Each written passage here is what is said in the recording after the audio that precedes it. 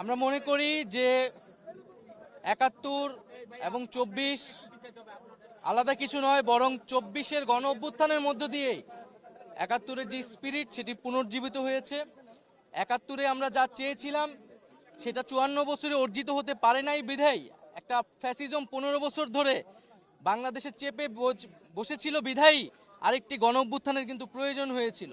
ফলে আমরাও কিন্তু ৭১-এ যে সাম্যের কথা বলা হয়েছিল, ২৪-এ কিন্তু সেই বৈষম্যহীন সমাজের কথাই আমরা বলছি।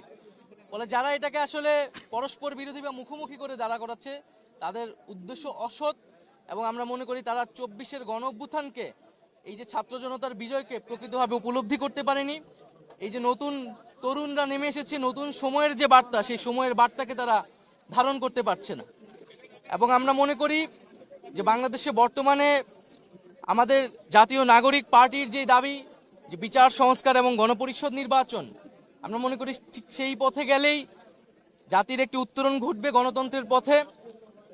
সংস্কার এবং বিচারবিহীন যদি নির্বাচন দেওয়া হয় এবং কেবল কোনো একটি দলকে ক্ষমতায় বসানোর জন্যই যদি নির্বাচন চাপিয়ে দেওয়া হয় সংস্কার এবং বিচার ছাড়া, তাহলে তা অবশ্যই মেনে নেওয়া হবে না। এবং আমরা দেখতে পাচ্ছি যে পুরনো সংবিধান এবং পুরনো বন্দোবস্ত এবং ব্যবস্থাকে আঁকড়ে ধরে রাখার চেষ্টা করা হচ্ছে।